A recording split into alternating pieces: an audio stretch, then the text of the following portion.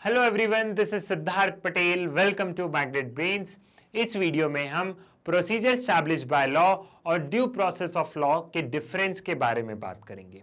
ये दोनों टर्म्स हमें अक्सर कॉम्पिटिटिव्स में पूछी जाती है, चाहे आप यूपीएससी ले लीजिए, चाहे आप क्लैट वगैरह ले लीजिए, या अगर आप डे टू डे लाइफ में अगर आप न्यूज़पेपर पढ़ते हैं तो ये दोनों टर्म्स का सामना हमें हमेशा करना पड़ता है। सो इन दोनों टर्म्स को समझते हैं क्योंकि ये थोड़ा सा डिफिकल्ट भी है इन दोनों को टर्म्स को समझना। तो सबसे पहले हम बात करते हैं procedure establish by law. Procedure establish by law हमारे कॉन्स्टिट्यूशन के आर्टिकल नंबर 21 में मेंशन है। जी हां, हूबहू प्रोसीजर एस्टैब्लिश बाय लॉ हमारे कॉन्स्टिट्यूशन के आर्टिकल नंबर 21 जो कि फंडामेंटल राइट है वहां मेंशन है।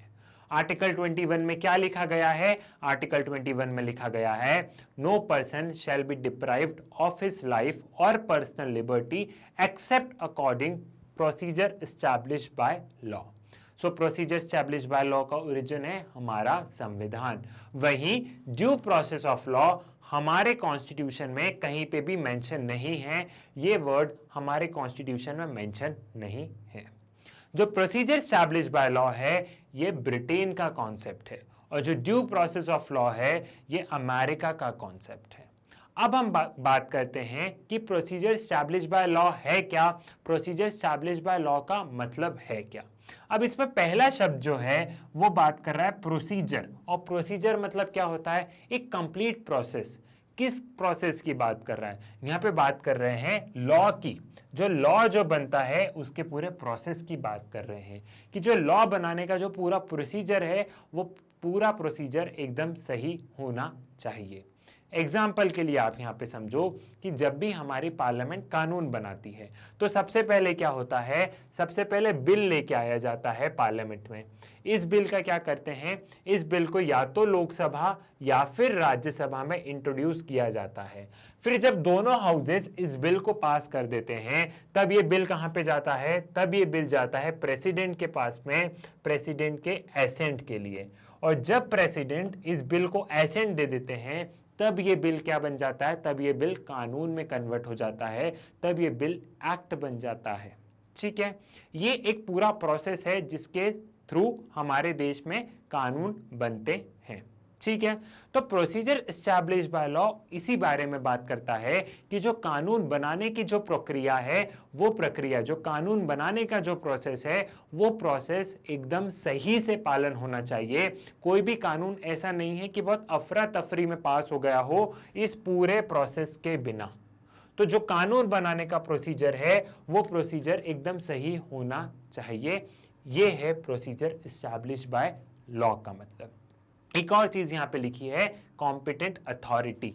कॉम्पिटेंट अथॉरिटी मतलब क्या है?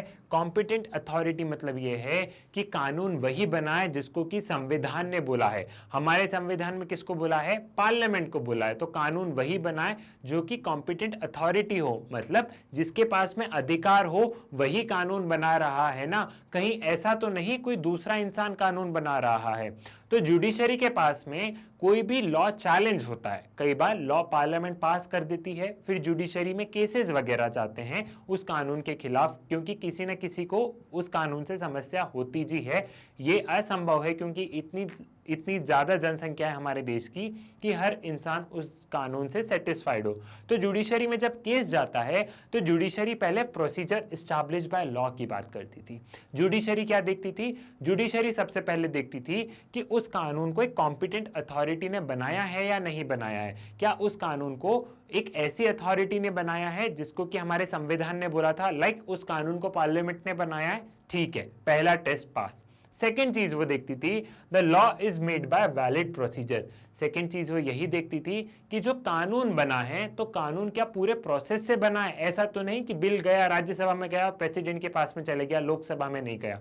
मतलब पूरा प्रोसेस पे ध्यान देती थी जुडिशरी कि जिस प्रोसेस से कानून बना है वो प्रोसेस सही तरीके से हुआ है या नहीं हुआ है।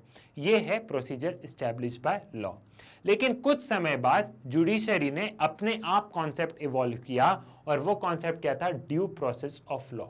ड्यू प्रोसेस ऑफ लॉ हमारे कॉन्स्टिट्यूशन में मेंशन नहीं है, लेकिन ये कॉन्सेप्ट हमारे भारत की जुडिशरी ने अपने आप इवॉल्व किया है। जुडिशरी ने कहा है कि हम लोग प्रोसीजर इस्टेब्लिश बाय लॉ के तहत से हम कानून को देखते हैं, लेकिन अब हम कानून को ड्यू प्रोसेस ऑफ लॉ के नजर से भी देखेंगे। अब ड्यू प्रोसेस ऑफ लॉ का मतलब क्या है? ड्यू प्रोसेस ऑफ लॉ का मतलब यह है कि जो कानून आपने बनाया है, क्या वो कानून सही है या नहीं है। कई बार होता यह है कि पार्लियामेंट कानून बनाती है, पार्लियामेंट पूरे प्रोसीजर से कानून बनाती है, पूरा प्रोसेस अच्छे से फॉलो किया जाता है, नो डाउट, लेकिन उस कानून के प्रोविजन ऐसे होते हैं कि देश में दंगे हो जाते हैं, देश में बहुत ज्यादा प्रोटेस्ट हो जाता है। तो जुडिशरी बात कर रही है यहाँ पे कि हम कानून के प्रोविजन पे जाएंगे, भले ही आपने एक अच्छी प्रोसेस से बनाया हो, लेकिन अब हम कानून पे जाएंगे कि जो कानून आपने बनाया है वो कानून सही है या नहीं है। तो प्रोसीजर एस्टैब्लिश बाय लॉ सिर्फ प्रोसेस की बात करता है, सिर्फ प्रोसीजर की बात करता है कि कानून का प्रोसीजर सही तरीके से होना चाहिए, जो कानून बन रहा है वो सही प्रोसेस से होना चाहिए। लेकिन ड्यू प्रोसेस ऑफ लॉ बात करता है कि प्रोसीजर तो सही होना चाहिए, नो डाउट प्रोसीजर सही होना चाहिए, लेकिन साथ ही साथ जो कानून बन रहा है कानून भी सही होना चाहिए, कानून के प्रोविजंस भी सही होने चाहिए। जो लॉ है वो जस्ट एंड फेयर होना चाहिए, जस्ट फेयर एंड रीजनेबल होना चाहिए। ये है प्रोसीजर एस्टैब्लिश बाय लॉ और ड्यू प्रोसेस ऑफ लॉ का difference. Procedure establish by law हमारे कॉन्स्टिट्यूशन में मेंशन है, लेकिन ड्यू प्रोसेस ऑफ लॉ को हमारा सुप्रीम कोर्ट ने क्या बोला है? सुप्रीम कोर्ट ने बोला है कि ड्यू प्रोसेस ऑफ लॉ भी इंडियन कॉन्स्टिट्यूशन का पार्ट है, और due process of law judiciary ने अपने आप इस कॉन्सेप्ट को इवॉल्व किया है अमेरिका को देखते हुए, अमेरिका के कोर्ट्स को देखते हुए।